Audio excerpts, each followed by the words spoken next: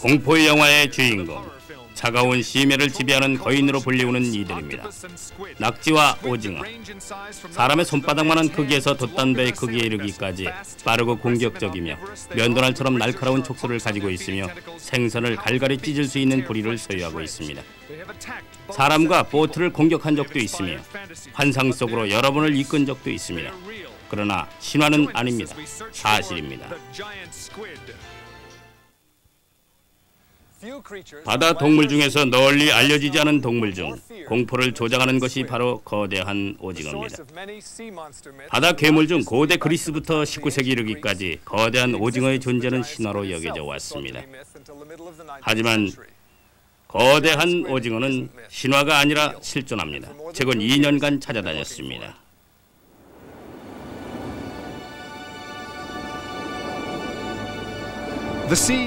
바다는 인류의 마지막이자 가장 넓은 개척지입니다. 이 지구의 70% 이상을 차지하고 있는 바다지만 그것에 대한 지식은 좁습니다.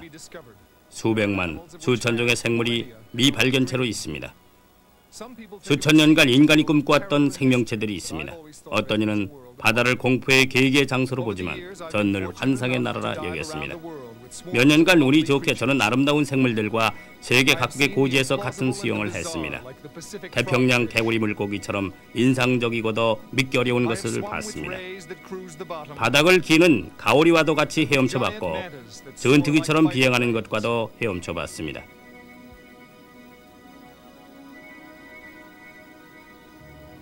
저 역시 바닷속의 공포도 맛봤습니다. 아무리 바닷속에서 편안함을 느낀다 할지라도 우리가 침입자라는 사실을, 이곳의 주인은 따로 있고 영토 침입을 하고 있다는 것을 인지하여야 합니다. 백상과 함께 수영을 함은 진화의 완벽한 결정체를 눈으로 확인하는 영광이었습니다. 호기심과 어리석음을 혼동하여 당황한 적도 있습니다. 널 해치려는 게 아니라니까 라고 되뇌인 적도 수많았습니다.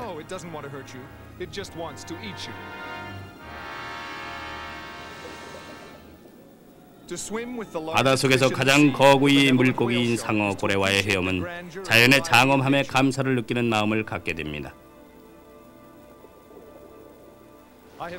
거인 고래와의 만남도 자그만치 40톤이나 되는 향유 고래가 바다 저편에서 배회하는 것도 충격적인 장면이었습니다.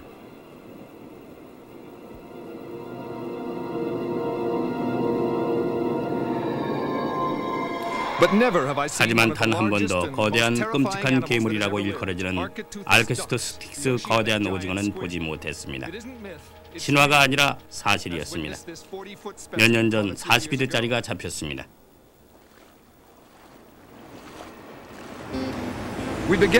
우린 캐나다에서 출발해 오징어과에 가까운 거대한 문어를 연구하는 일에 착수했습니다. 밴쿠버로초의 작은 섬 쿠아드로 섬에 많이 있다고 들었습니다. 로얄 영국 콜롬비아 박물관의 짐 카즈 그로버 씨는 슈트를 입고 같이 다이빙을 하자고 영화 촬영과 스탠 모터맨과 제게 권했습니다. 자, 큰 숨을 들여 마시고, 자, 이렇게 입는 거예요. 잘하시네요. 그 앞을 잡아당겨요. 됐어요? 예. 드라이 슈트에서 이 부분이 제일 비싼 거예요. 이 지퍼는 우주복처럼 공기 한 방울도 못 들어오게 돼 있어요. 다 들어갔네. 입기는 입었는데 나중에 어떻게 벗나? 이거 어떻게 벗을지. 물의 온도 때문에 손을 따뜻하게 해야 돼요. 자, 마개가 잘 닫혔나 확인해봐요.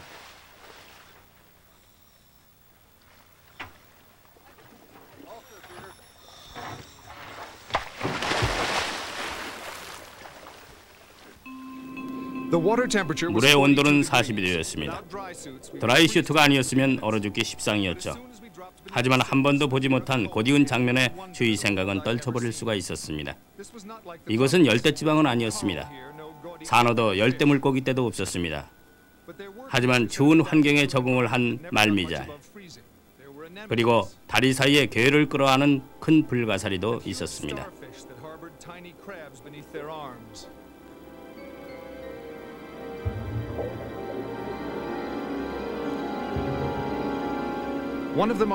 제가 본 것 중에 가장 흉측한 늑대장어. 생긴 것과는 달리 고양이처럼 얌전했습니다.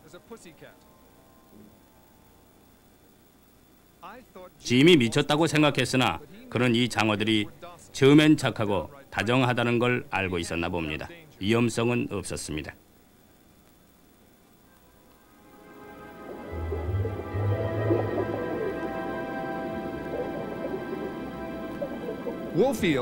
늑대 장어의 입은 열받은 새부치와 같습니다. 그들은 뿌리 달린 성게를 즐겨 먹는데 짐이 이들 둘을 점심에 초대했습니다.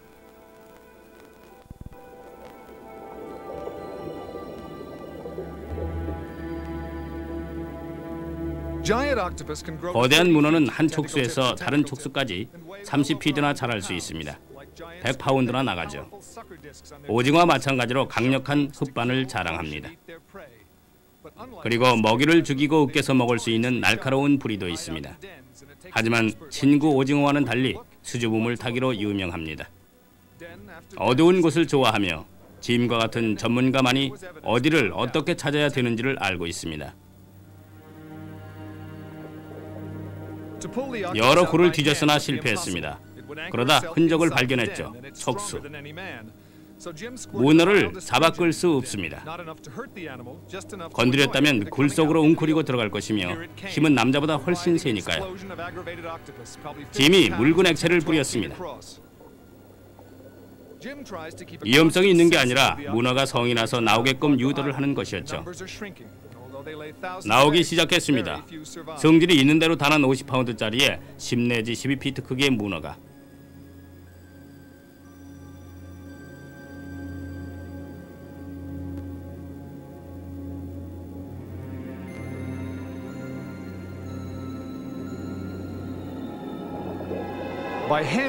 짐이 문어의 태도를 조절하기 위해 신경을 건드리고 있습니다. 문어는 짜증을 내며 잉크를 뿜어대는군요. 문어의 수요가 감소하는 것은 문어잡이들 때문이죠. 문어는 일품 요리에 해당하니까요. 짐과 과학자들은 그 숫자를 유지하려고 애쓰고 있고 잘라 먹는 것보다는 보기 위해 놔두는 것이 낫다고 잡이꾼들을 설득하려 합니다. 살아있는 언짢아진 거대한 문어를 보트에 태우기는 쉬운 일이 아닙니다. 뼈도 없을 뿐만 아니라 협조할 의사도 없습니다. 수상해서 무기력한 우주인의 모습일 뿐입니다.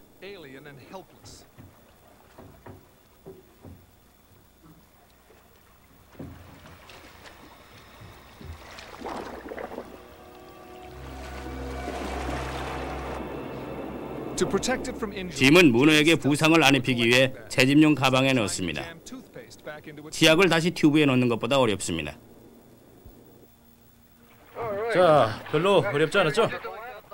이 성숙한 암컷을 잡은 것 같은데? 물 밖에서는 얼마나 살까요?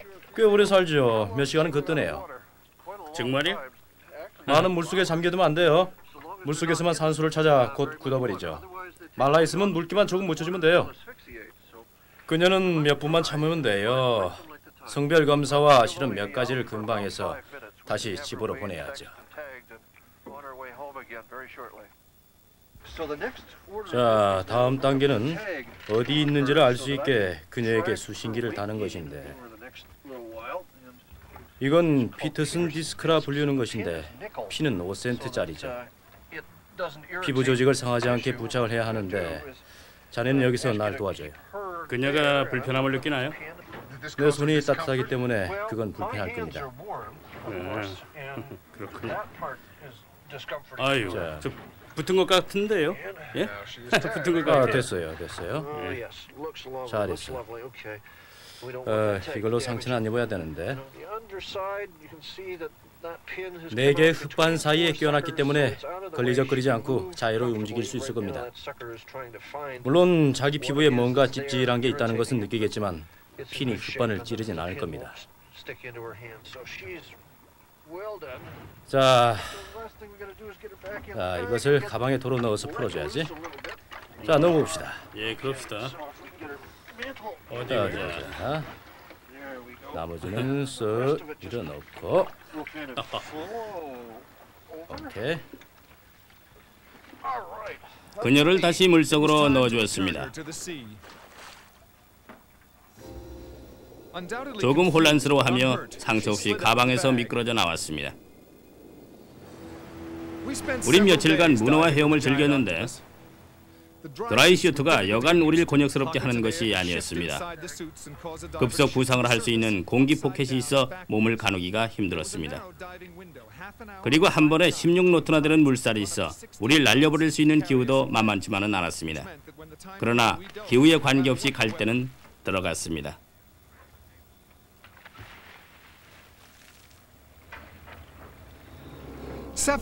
문어나 오징어과의 여러 종들은 바다 동물 중에 가장 똑똑하여 신호에 반응할 수도 있고 위험 상황에서는 기가 막히게 벗어날 수 있습니다. 그들은 기분에 따라 색깔이 변하기도 하고 땅의 색깔에 따라 보호색을 변하게 할 수도 있습니다. 이 문어는 짐이 잡자 회색에서 빨강으로 바뀌었습니다.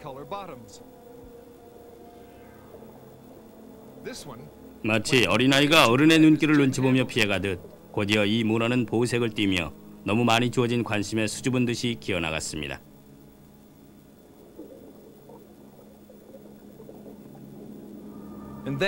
세계 각국의 사진 작가들이 이국적인 이 문어를 촬영하기 위해 옵니다. 작가들이 표현하는 이 신비한 동물은 마치 해초나 버려진 스카프 모양으로 마음대로 모습을 바꾸는 진기한 능력을 갖고 있습니다.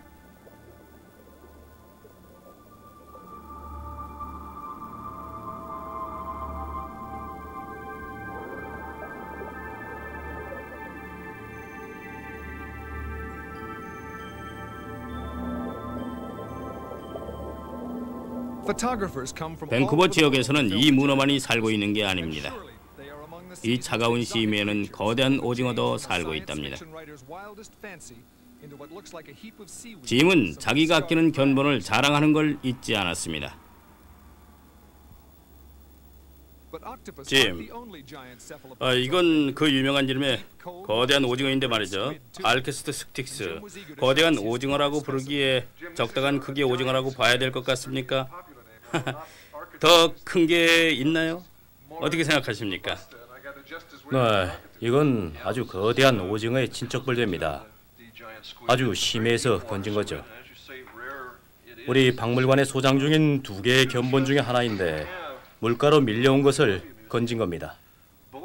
살아있는 것을 구할 수 있다면 그 이상 좋을 거 없겠죠. 그러나 그건 참 드문 유래가 될 겁니다. 이 오징어를 늘려놓으면 10에서 12피트 될까요?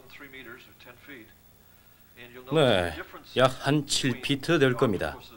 우리가 여태 봐온 문어와의 차이라면 다리가 10개이긴 한데 오징어는 8개의 다리와 2개의 촉수로 나뉜다는 점입니다. 촉수에는 끔찍한 갈고리가 있다는 것을 보여드리죠.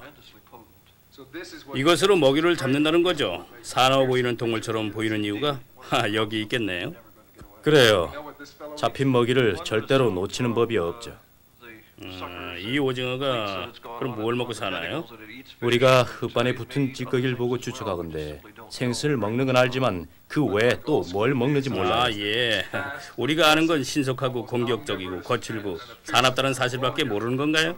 네, 성질은 대략 그렇고 그리고 마치 상어와 마찬가지로 포악한 면도 있다는 거죠. 만약 작은 먹이에게도 끔찍한 모습이겠죠. 사람에게도 끔찍하겠죠. 홀로 수영하고 있는 밤에 모로투세스의 크기와 같은 10에서 12피트나 되는 30 내지 100파운드나 되는 굶주리고 공격적이며 두려울 게 없는 이 거대한 오징어한테 둘러싸였다고 상상해 보십시오.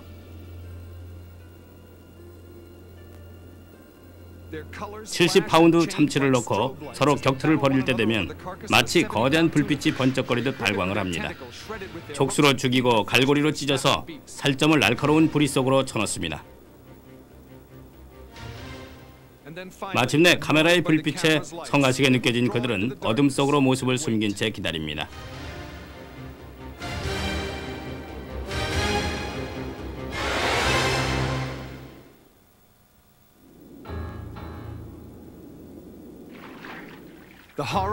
어둠 속에서 서서히 모습을 드러내 배를 공격하는 상상을 세계 여러 나라의 예술가들의 상상에 부채질을 해왔습니다. 저 역시 이 괴물을 픽션화하는 욕구를 펼쳐본 적도 있습니다. 1954년 월트 디즈니사는 줄 번지의 심해 이만 리그트라는 작품을 만들어냈습니다.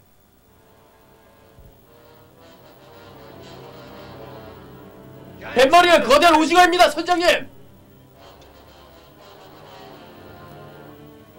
비상사태 대비! 최고속으로 달리게! 무슨 일이야?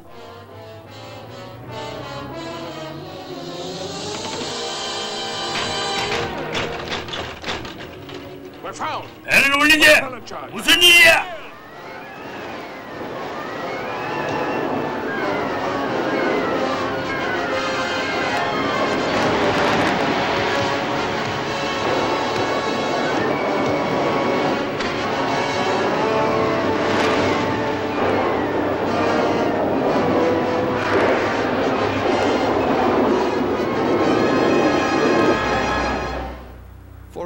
현실로 되돌아와서 우린 워싱턴의 스미스소니언 박물관으로 와봅니다.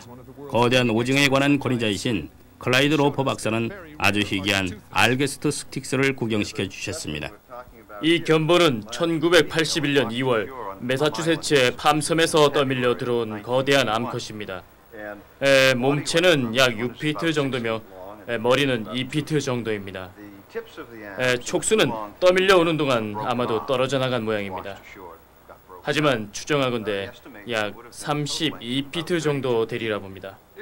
거대한 오징어를 생포하지 못할 만한 이유가 있습니까? 근본적으로 크기가 크기 때문이며 그물 같은 것을 감지할 수 있답니다.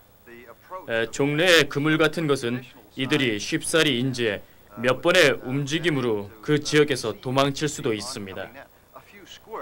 물론 이 거대한 오징어에 대한 신화와 전설은 많습니다만 아직 확인된 것은 없습니다. 차가운 심해에서 거대한 오징어는 뭘 먹고 살지요? 큰 놈들은 지 마음이겠죠. 하지만 관찰이 가능했던 윗속에 뭔가가 들어있던 오징어들을 살펴보면 생선 조각과 다른 오징어의 조각들이 발견됩니다. 물론 거대한 오징어 외에 다른 오징어들이 있었죠.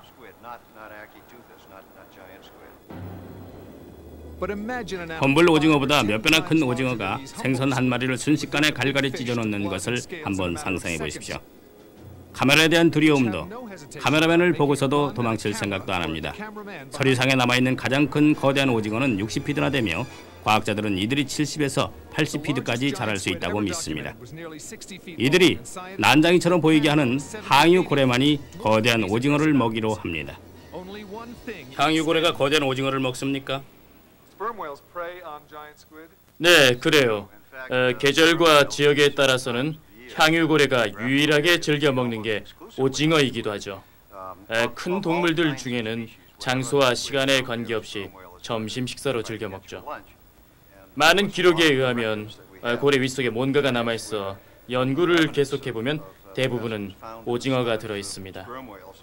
네. 그럼 이들의 수명이 얼마나 되는지 혹시 아십니까? 다른 오징어와 비교해보건대 수명이 짧을 것으로 예상합니다. 이들은 급격히 자라고 성장하며 1, 2년 사이에 알을까 번식을 하고 죽습니다. 거대한 오징어가 5년에서 8년 정도 산다고 추정했었는데 최근 자료에 의하면 그보다 더 빨리 자라 완전히 어른이 되기까지는 2, 3년 정도 된다고 보고 있습니다. 알을 깐 후 바로 죽는지 그건 잘 모르겠습니다. 아직도 이 동물은 아는 게 많지 않은 신비스러운 동물이군요. 엄청 모르는 게 많습니다. 신화에서 배운 건 많습니다. 견본을 얻을 때마다 연구를 통해 이 생물의 생체에 관해 조금씩 알게 되는 게 우리가 바라보는 즐거움입니다. 다른 것 중에서 오징어는 여느 동물보다 눈이 크다는 점도 특이합니다. 이 눈구멍은 작은 견본에서 나온 것입니다. 이들의 부리는 날카롭고 강합니다. 버뮤다 수족관의 울프강 스테럴 박사는 용도에 대해 말해주셨습니다. 형태가 남아있을 수 없겠네요. 예? 불운한 어떤 생물이라도 이 부리로 갈갈이 찢겨진다는 것을 알 수 있겠죠.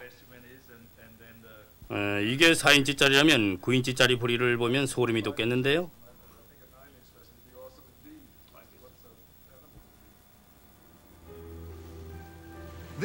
이 위대한 오징어는 8, 9인치 부리를 갖고 있었을지도 모릅니다. 몇 년 전에 텐즈 메이나 근처에서 그물에 걸려 잡혔습니다. 로퍼 박사와 동료들은 약 35에서 40피트 될 거라 추정했습니다. 얼마나 신비한 생명체를 우연히 잡았는지를 모르는 이 어부는 누가 연구를 하기도 전에 잘게 잘라내버렸습니다. 유일한 증거는 이 아마추어 비디오밖에 없습니다.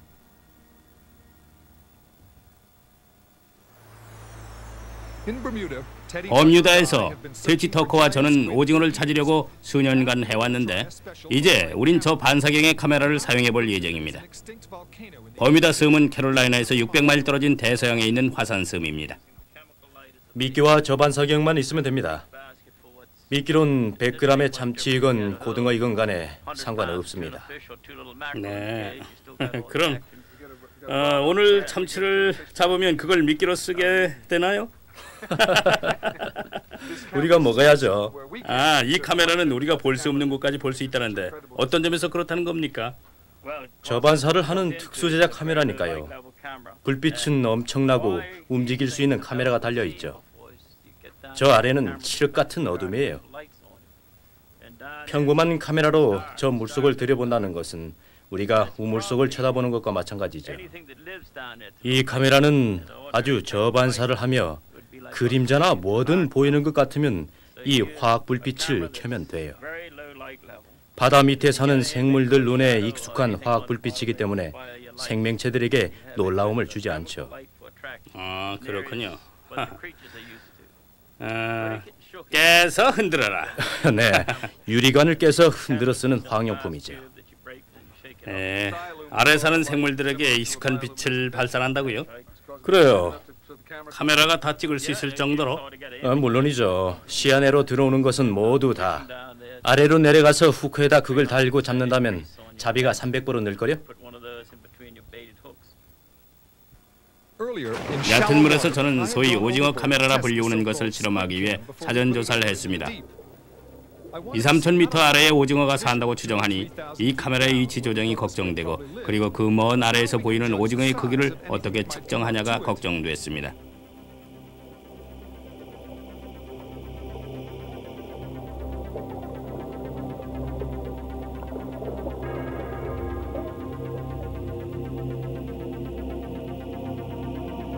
미끼를 무는 무엇이든 간에 흑백으로 보는 6피트짜리를 이렇게 보일 것입니다.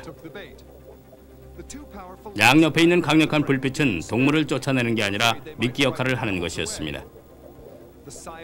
옆에 부착한 형광불빛은 동물의 모습을 우리에게 비춰줄 것이며 운이 좋다면 우리가 지금 미끼로 잡으려는 생물을 포착 가능케 할 겁니다.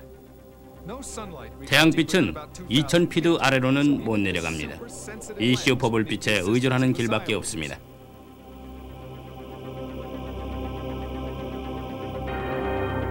마침내 불빛을 실험했습니다. 해안가에서 몇 마일 떨어진 곳에서 카메라를 내리기 시작했습니다. 케이블은 1마일 정도 있었으나 약 1800피트 정도 되는 300펜들럼까지 내렸습니다. 카메라를 내리면서 우린 모두 거대한 오징어가 이곳에 정말 걸려들으면 어떨까 상상하기 시작했습니다. 카메라 시스템을 부서뜨릴 수도 있을 테니까요. 바다새들은 침착하게 우리가 미끼를 또 던지길 기다리며 동참했습니다. 카메라는 낮춰졌고 우리에겐 기다리는 일만이 남았습니다.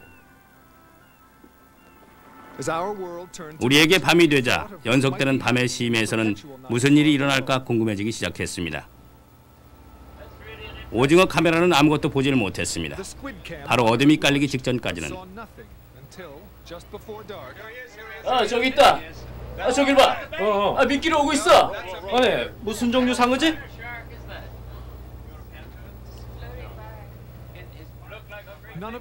아무도 저런 상어를 본 적이 없었습니다. 머리는 들소상어 같고 몸체는 청상어 같은데 도대체 뭐지? 아, 신기한 동물이로구만. 한 가지 확실한 것은 심해의 상어라는 점이었죠. All we knew for sure was that it was a deep shark. 저기 신기한 거 봐. 빛에 끌리나 봐. 집에 가져가고 싶은가 봐.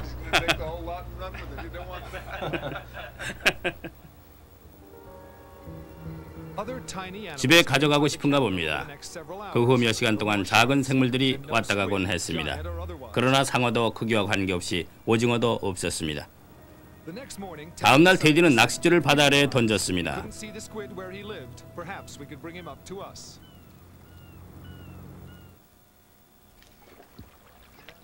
우리가 낚싯줄을 끌어올리자 우리는 드문 아름다운 육지 지드러비의 상어에 놀라움을 금치 못했습니다.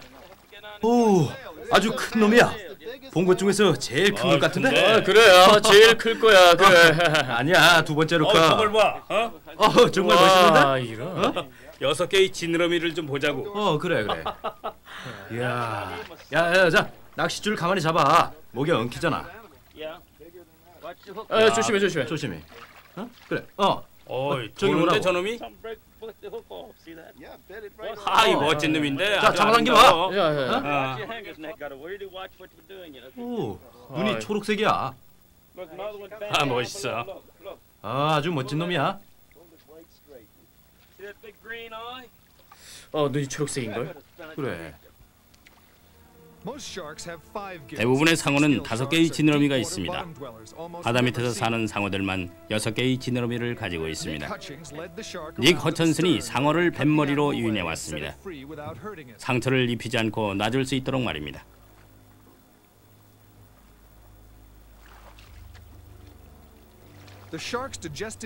상어의 침은 강렬해야 남은 철사줄을 녹이기에도 충분합니다. 우리는 이 상어가 이 위까지 올라온 것에 대한 피해가 없기를 바랄 뿐이었습니다. 상어의 불에는 압력에는 영향을 받지 않으니 괜찮을 것입니다. 상처는 없었습니다. 그는 다시 바다 밑에 집으로 서둘러 돌아갔습니다.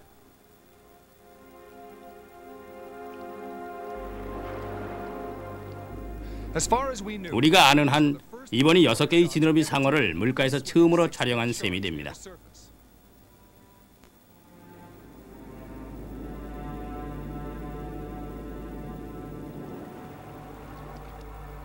다음 테디는 바닷속으로 그물을 넣어 아래에 뭔가 있는지를 보자고 제의해왔습니다.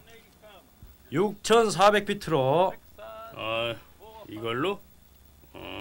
알았어요. 작은 생물은 잡히지. 알려진 모든 조그만 생물들 말이야. 이상한 여러 가지의 신기한 것들이 잡히지. 자, 이건 아래로 내려가 가만히 앉히기만 하면 돼. 그래요? 그물만 있으면 돼. 만들어도 되고. 네, 알았습니다.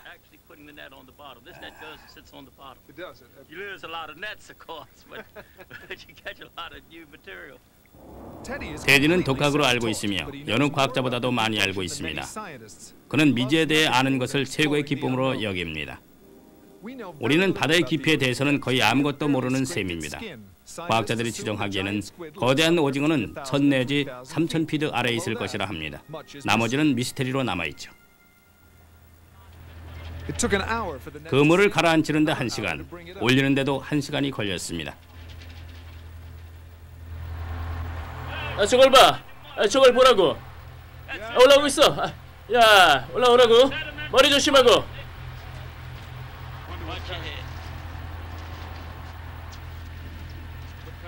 대단한데.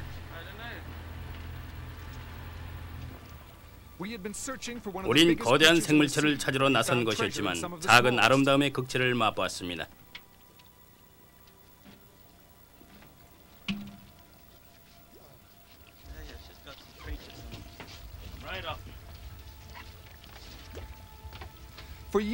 수년간 바다 밑에는 생물체가 없다고 사람들이 여겼습니다만 정반대가 사실입니다.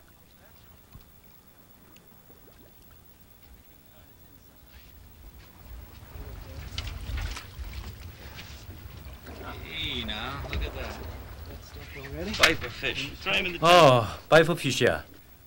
바이버 피시라고요?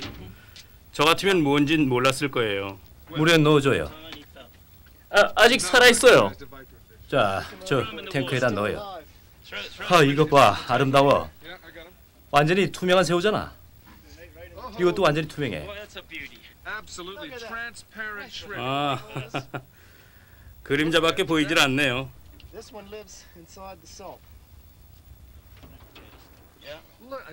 그림자는 만들 줄 알아요. 얼핏 보기에는 실몇 가닥 같은데 바퀴벌레 같은데요? 심해의 바퀴벌레죠. 새우예요, 바퀴벌레예요? 바퀴벌레. 어떻게 이런 식으로 살아 있을까? 그렇죠? 예, 아주 매우 신기한 생명체입니다. 뭐 유리 같기도 하고요. 네.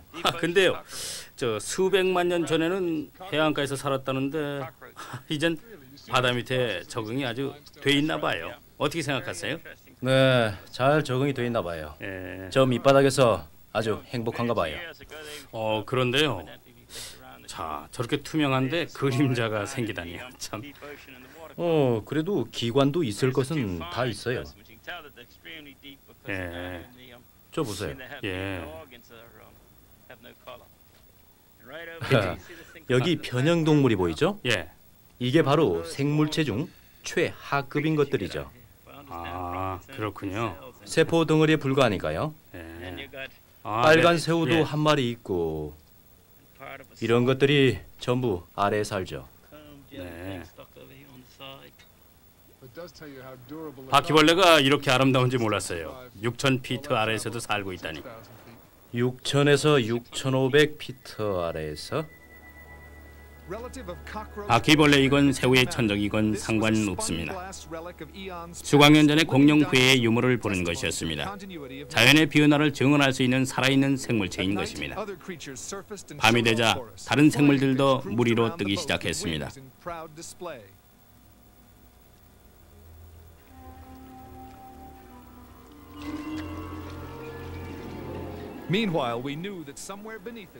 우린 저 아래 어디선가는 거대한 오징어들이 야밤을 순찰하고 다니는 걸 알고 있었습니다.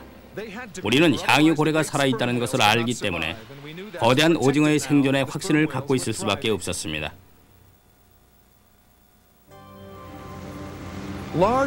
야생의 거대한 오징어는 단 한 번도 영상에 담겨진 적이 없었습니다.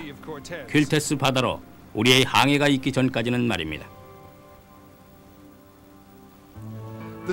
퀼테스 바다는 바하 캘리포니아 반도의 멕시코 사이에 있는 운하입니다. 바하 캘리포니아에는 다양한 생물들이 사는 안식처이기도 합니다. 지나친 낚시가 피해를 다소 입히긴 해서도 말입니다. 사진 작가들은 멸종위기에 처한 생물들을 필름에 담기 위해 이곳 바하로 몰려들었습니다. 하워드 홀은 세계에서 가장 뛰어나고 경력이 많은 수중 사진 작가입니다. 그의 파트너 밥 크랜슬과 함께 퀼테즈에서 수년간 촬영을 해왔습니다. 그들은 밤이건 낮이건 간에 운하의 얕은 물가에서 저 아래까지를 누비며 촬영해왔습니다. 가오리에서 햄 앤 헤드 상어떼를 찍기도 했죠. 그들은 거대한 오징어를 아무도 못해봤듯이 찍어보지 못했습니다. 그래서 이번엔 그런 기회가 오리라고는 꿈조차 못 꿨던 것입니다.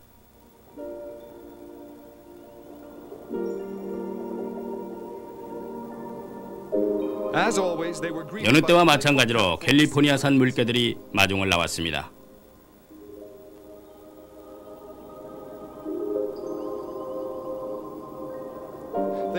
그들은 기회를 포착하고 있었습니다. 그러나 물개들도 아름다웠습니다.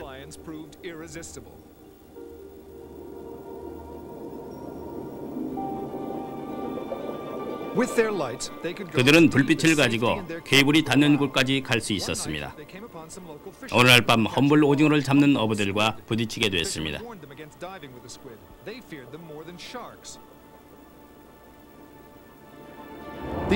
어부들은 오징어와 헤엄치는 것이 위험하다고 상어보다 두려운 것이라 경고했습니다. 이들은 몸체가 5피트나 되는 날카로운 고리가 달린 촉수의 소유자들이었습니다. 다이버들은 자신의 행동이 현명한지 유무는 못 느꼈으나 사명감이 있었습니다. 이곳은 깊이를 측정할 수 없는 심해였습니다. The squid would envelop the tuna and tear at it with their hooks and beaks. Bob took one 미끼로 of the baits 철사줄에 and 묶인 decided to try 참치들도 and feed 보였습니다. the squid. A single custard 오징어들은 꼬리로 참치를 갈갈이 찢었습니다. white of calm to a flashing green that apparently 밥은 참치를 가로채 직접 먹여보겠다고 했습니다. Another animal rushed in and took the bait. Its color changing too. Beige becoming a brownish red of excitement and aggression. 손님 한 분이 침착한 아이보리색에서 초록색 빛을 내며 관심을 표명했습니다.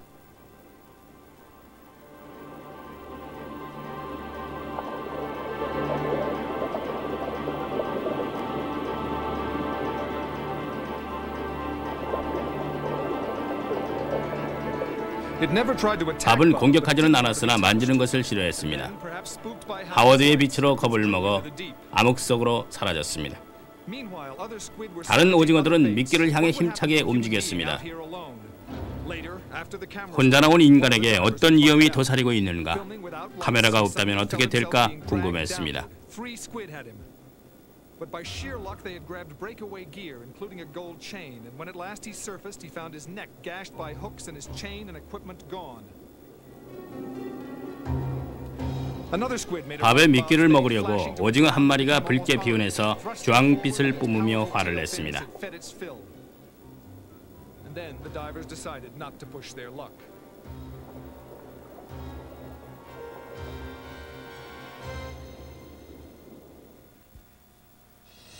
카리브 해에서 우린 계속해서 거대한 오징어를 찾으러 나섰습니다. 유일하게 그들을 잡아먹는 향유고래가 있는 곳으로 켈테즈에서 동참했던 터지 퀘터와 나를 하워드 홀이 도미니크에 동참했습니다. 도미니크는 쿠알라룸푸르와 마티니 사이에 있는 우림 지역입니다. 향유고래는 이성 서쪽을 배회한다고 합니다. 여긴 정말 깊은 지역이에요. 바닥이 갑자기 6, 7천 피트로 꺾어지는 곳이에요. 저 밑에 뭐가 사는지 알 게 뭡니까? 오징어는 몰라도 고래는 없을 것 같아요. 고래가 유일하게 즐겨 먹는 것인데 간혹가다 향유고래가 보이며 오징어를 먹고 있어요. 운이 좋다면요. 향유 고래를 찾기 위해서는 소리로 유인해야 하기에 하워드가 수중 마이크를 인계했습니다. 이렇게 들면 돼요. 예, 아래로 향해 들어요. 45도 각도로 서 있는 자세에서 들면 됩니다.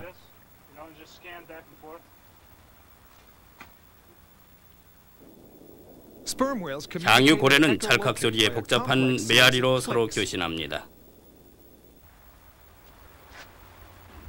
뭐 보여요? 금방 안 나타나지. 멀리 떨어져 있더라도 이 소리는 들릴 거예요.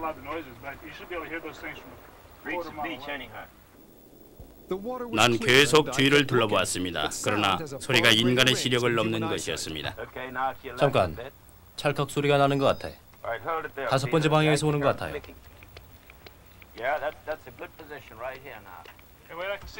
저기 보이네요. 그죠, 피터? 저기 보이니까 쫓아가 봅시다. 그들은 몇 백마일 떨어진 곳에 있었습니다. 카메라 준비됐죠?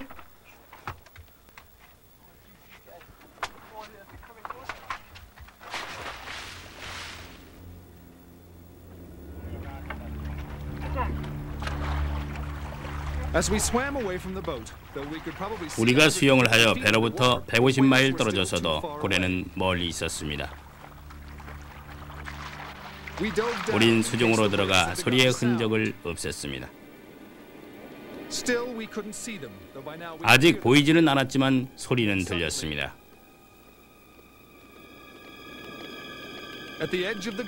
희미한 푸르름 속에 당당한 모습이 보였습니다.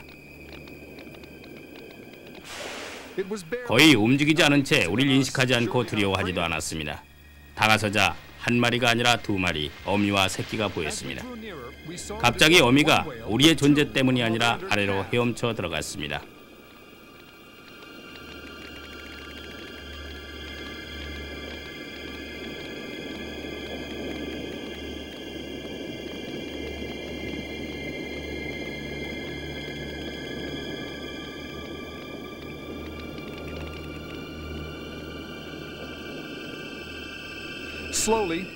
우린 새끼가 따라갈 것으로 추정했으나 가만히 있었습니다. 이상한 괴물로 보였을 우리에게 모든 어린 생명체들이 그러하듯 우리에게 관심을 보이며 방향을 전환하여 여러 재롱을 떨기 시작했습니다.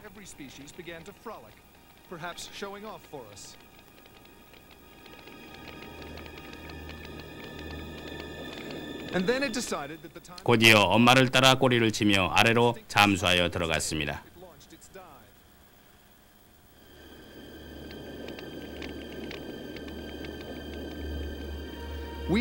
우리는 다른 고래를 만날 희망에 계속 헤엄쳤습니다.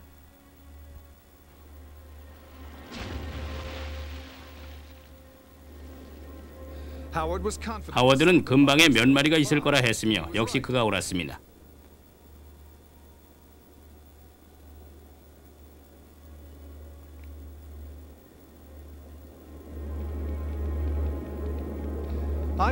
나는 향유 고래와 함께 헤엄친 영광에 감사드렸고 이들이 보호받고 있다는 사실에 감사드렸습니다. 이제 이들 고래는 유일하게 자신을 해칠 수 있는 천적인 인간들로부터 보호를 받고 있습니다. 한때 멸종위기에 처했던 이들은 이제 번식을 위해 충분한 숫자가 있다고 과학자들이 단언했습니다.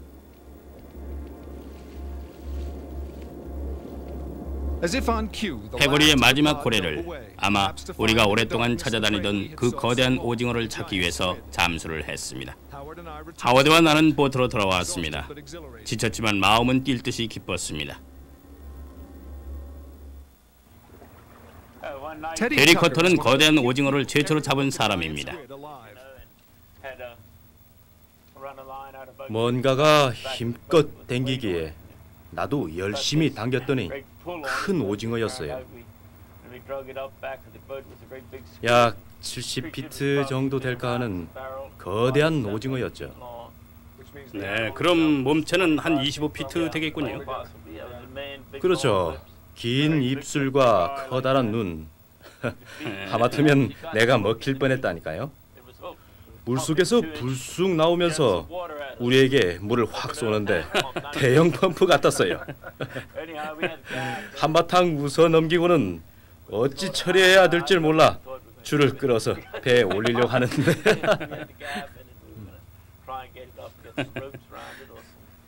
아주 황당했겠는데요? 네, 직접 봤어요. 붉은 빛이 도는 핑크였죠. 번쩍이다 말다가 그랬죠. 밤이면 밤마다 우리는 카메라를 넣었습니다. 간혹 운이 따르기도 했죠. 저걸 봐요. 곧장 미끼를 먹으러 가네요. 그래요. 네네네.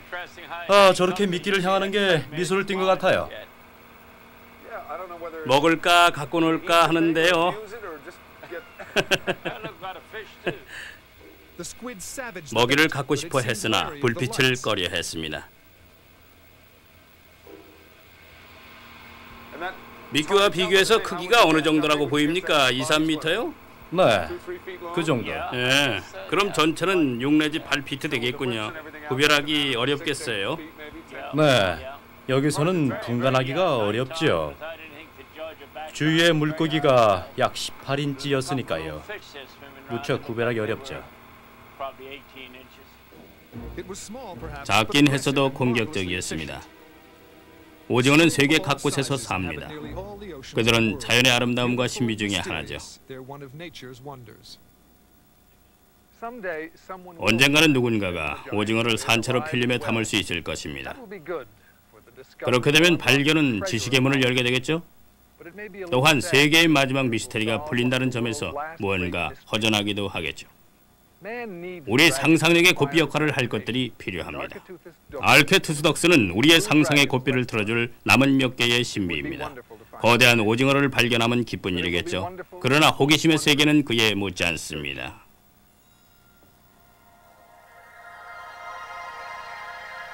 The sun goes down and in the dark we flee from what we fear. We never know the precious spark unless its light comes near. For demons fill our waking thoughts and crowd against our sleep.